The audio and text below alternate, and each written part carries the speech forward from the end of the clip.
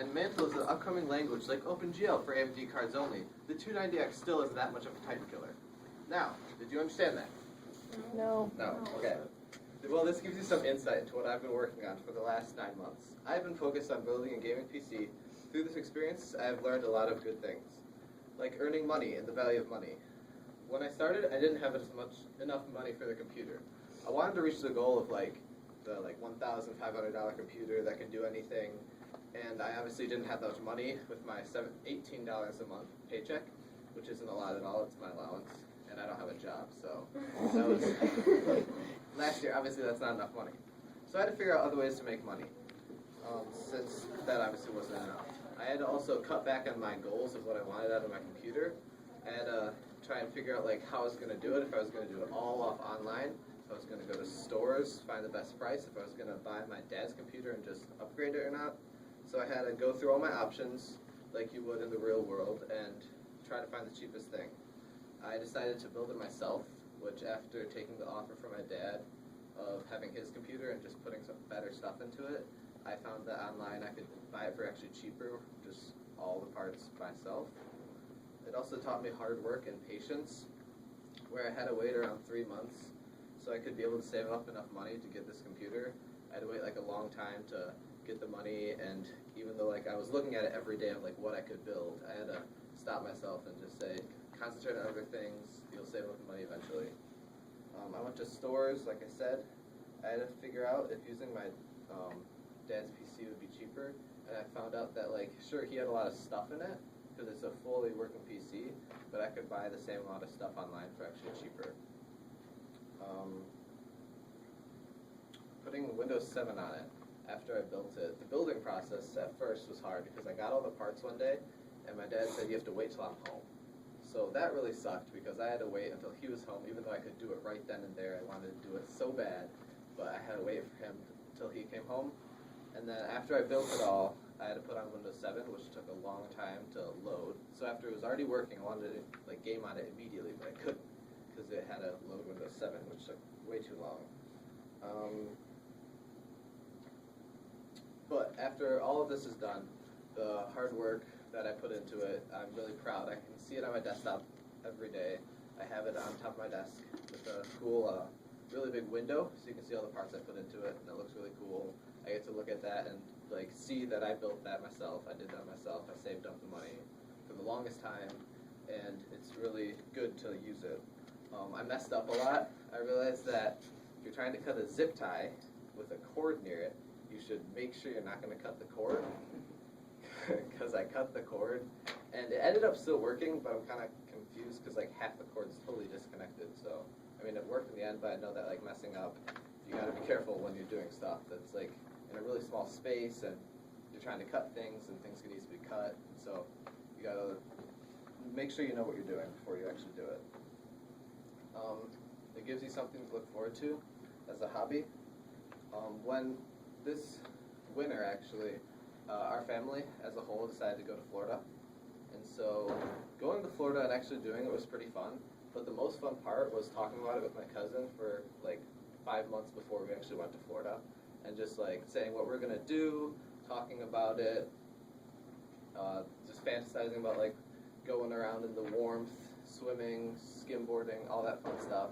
Then actually doing it was fun, but it wasn't quite as fun as thinking about it and getting prepared for it and packing for it and all that stuff.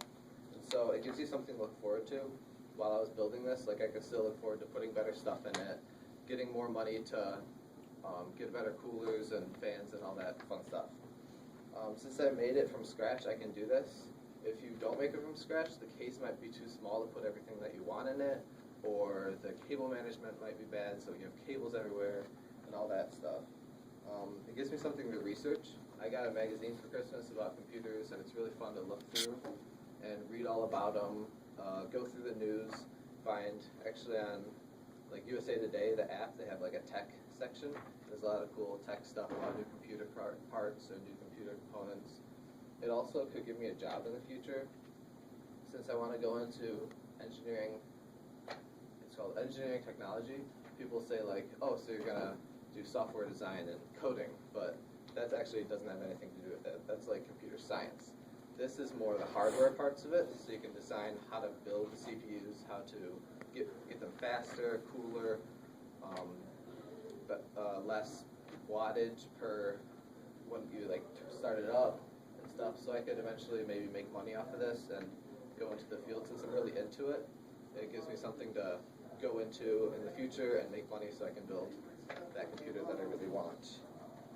I enjoy finding the cheapest parts for best performance, and this is good because in life you don't want to, spending name brand stuff on name brands like Gucci or Nike is good, but then again, it's not 100% worth it.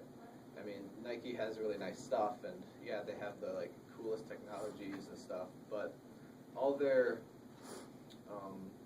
clothes, they say like dry fit or whatever, and they have all these nice names for what they can do, and a lot of other companies do the same exact things, they just have not as cool names for them.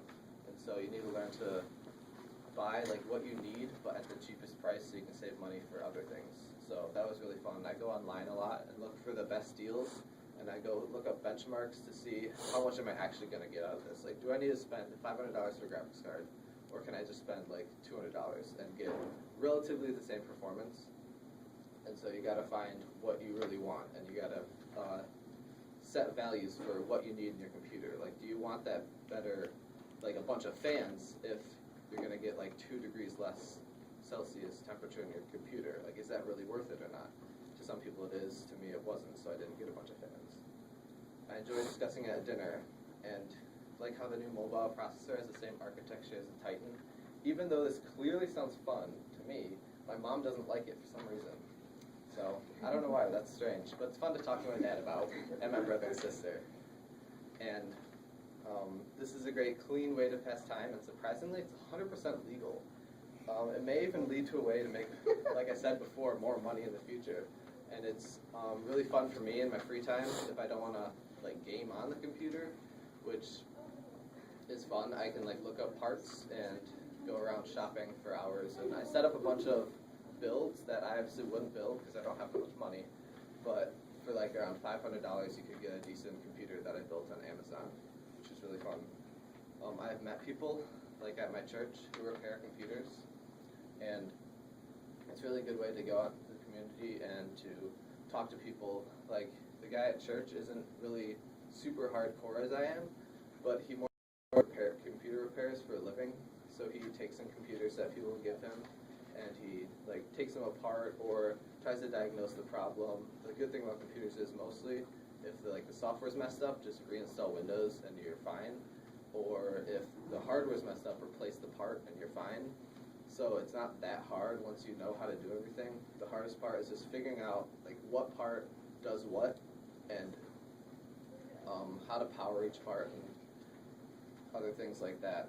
And so that's really fun to talk to him about it. He has a bunch of old computers in his basement, and so it would be cool, I think, he said he'd give me one of them so I could just once I got new parts, put all the old ones in there, have another computer, and then sell that.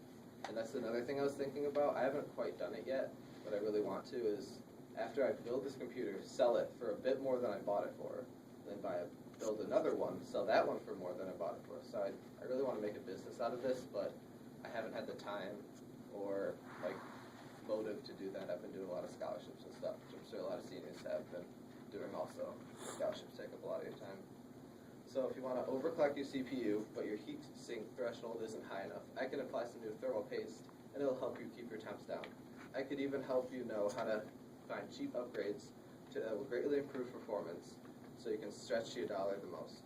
These lessons I learned will hopefully help me with budgeting in the future, for my house or car, the value of patience, and remembering to always look forward to something. Otherwise, what else will keep you going?